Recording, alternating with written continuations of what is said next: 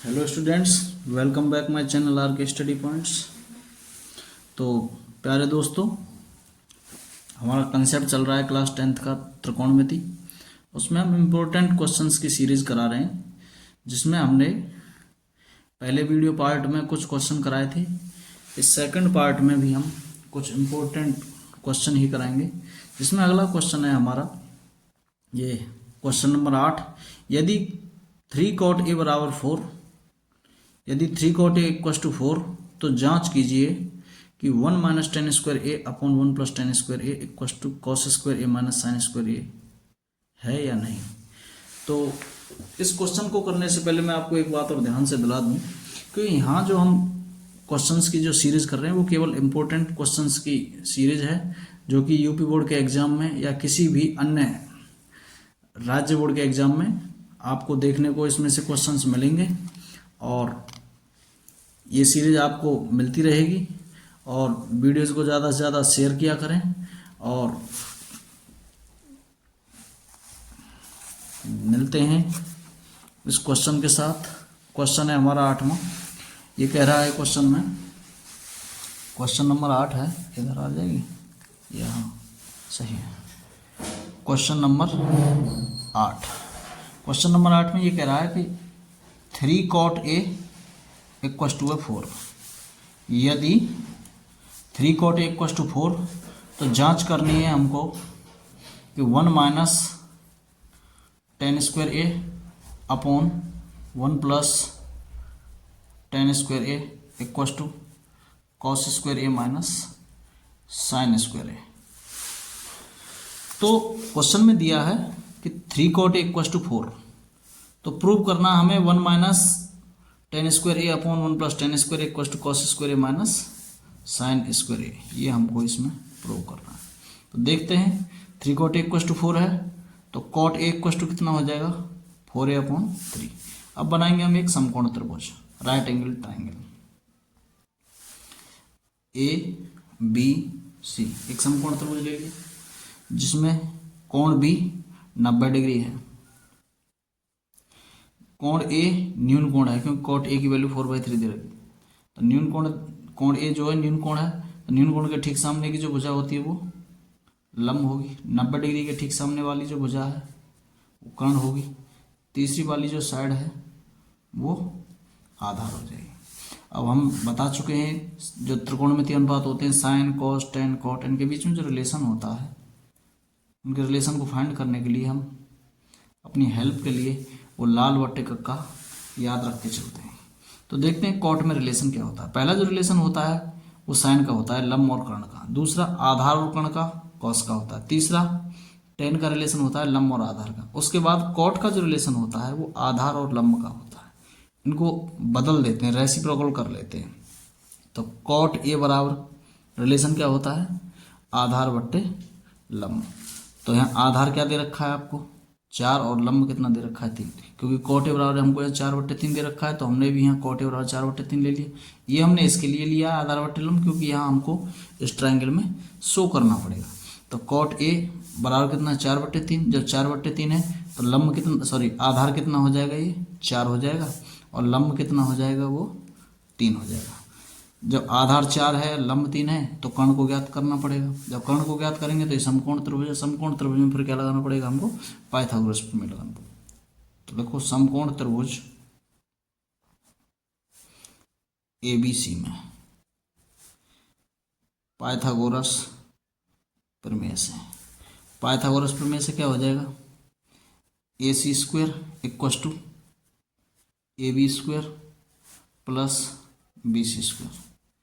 AC square बराबर AB की value कितनी है, 4, 4 का स्क्वायर। BC की वैल्यू कितनी है, 3, 3 का स्क्वायर। तो AC स्क्वायर बराबर हो जाएगा 4 का स्क्वायर 16, 3 का स्क्वायर 9। AC स्क्वायर बराबर हो जाएगा 16 और 9 कितना, 25। तो जब वर्गमूल निकालेंगे दोनों तरफ, ये तो AC स्क्वायर की वैल्यू हमको चाहिए, AC की वैल्यू, तो AC की वैल्यू चाहिए, तो दोनों तरफ वर्गमूल निकालेंगे तो 25 का जो वर्गमूल है वो 5 आ जाएगा। अब इसको हम यहाँ रख देंगे, कर्ण कितना आ गया, 5 आ गया। अब यहाँ वैल्यू रखनी है हमें, तो पहले निकालो साइन के लिए। साइन ए कितना हो जाएगा, साइन ए के लिए हो जाएगा लंब बट्टे कर्ण, कितना, लंब बट्टे कर्ण। तो लंब कितना है हमारे पास, लंब है 3, कर्ण है 5।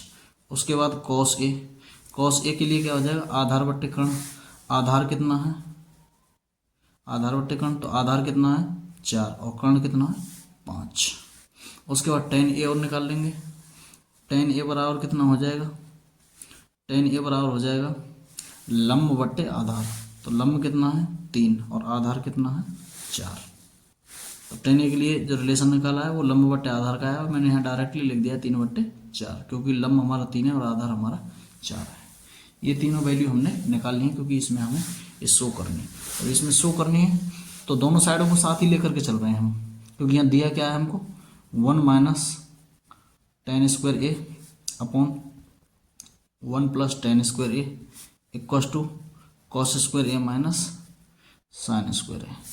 तो यहाँ रखो 1 - tan ए की वैल्यू है 3/4, तो 3/4 का स्क्वायर अपॉन 1 + 3/4 का स्क्वायर बराबर कॉस स्क्वायर ए।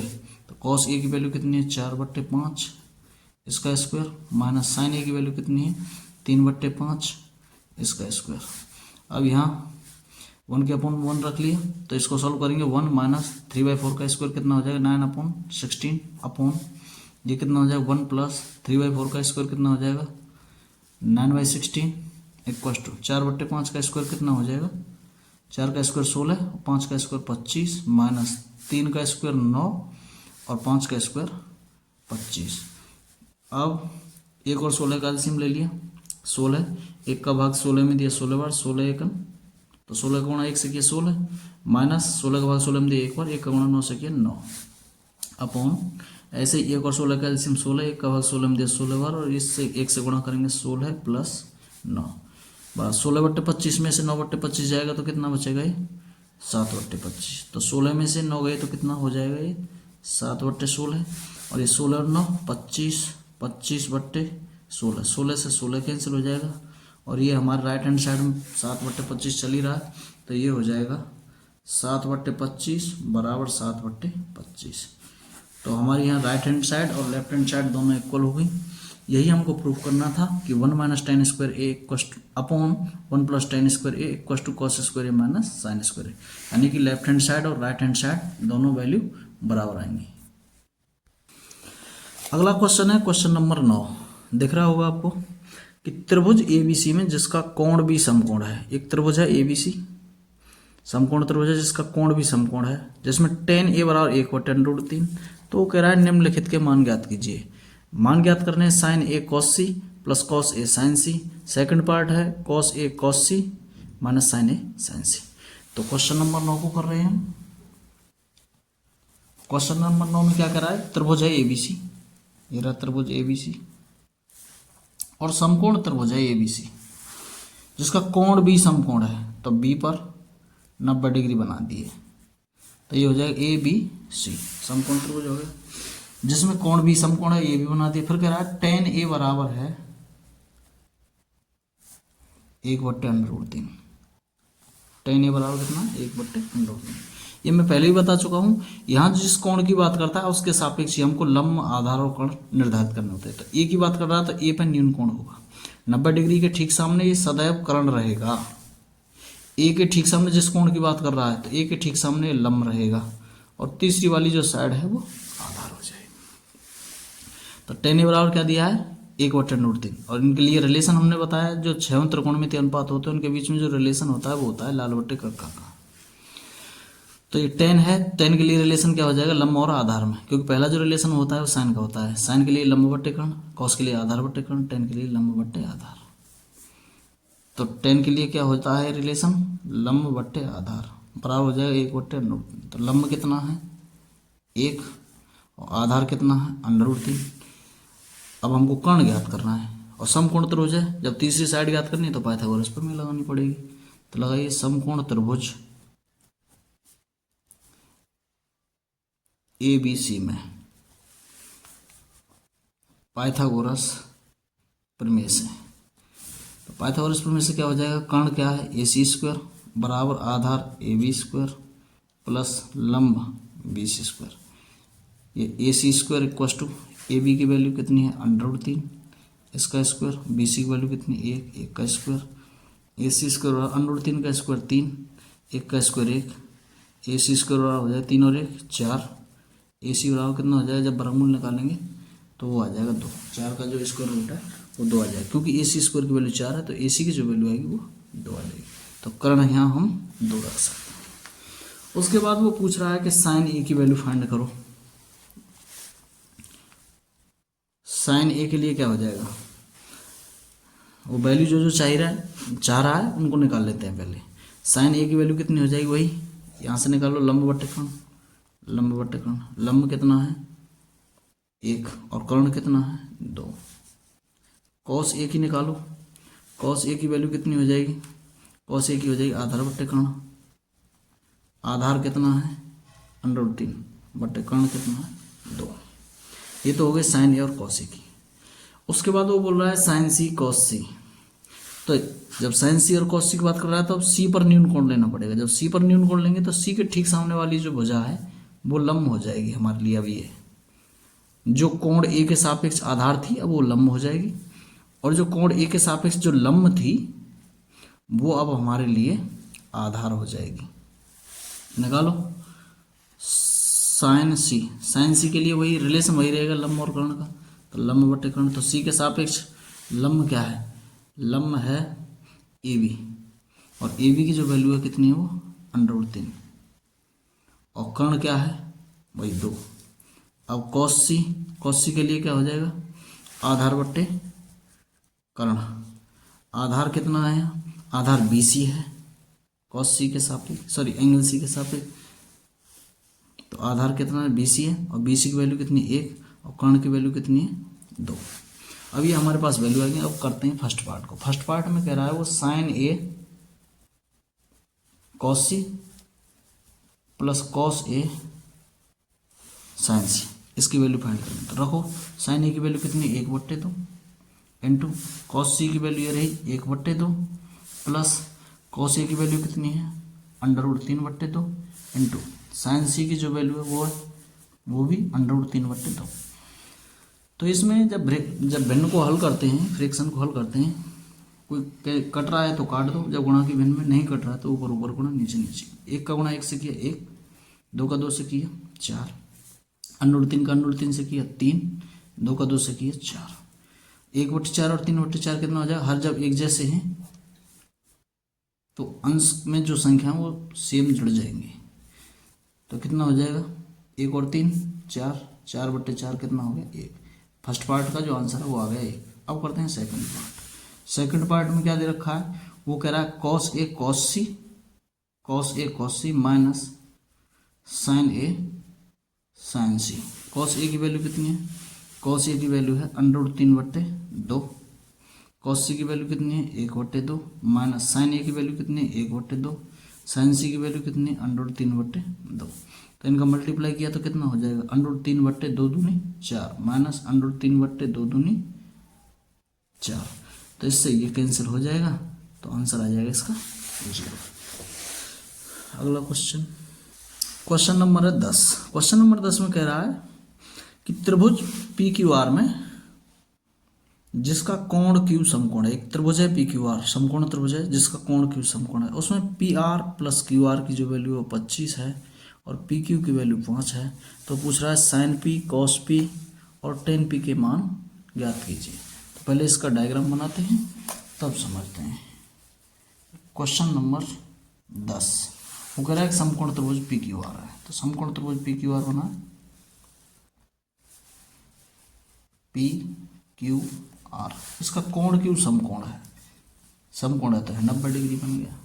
PQ की वैल्यू 5 दे रखा है 5, और एक चीज़ और बोल रहा है वो कि PR प्लस QR बराबर 25 है। PR प्लस QR बराबर 25 सेंटीमीटर दिया है, यानी कि ये PR और ये QR दोनों का योग 25 है, और PQ की वैल्यू 5 दे रखी है। और वो कह रहा है कि tan P cot P sorry sin P cos P tan P की वैल्यू पूछ रहा है। तो यानी कि न्यून कोण जो है हमारा वो P है।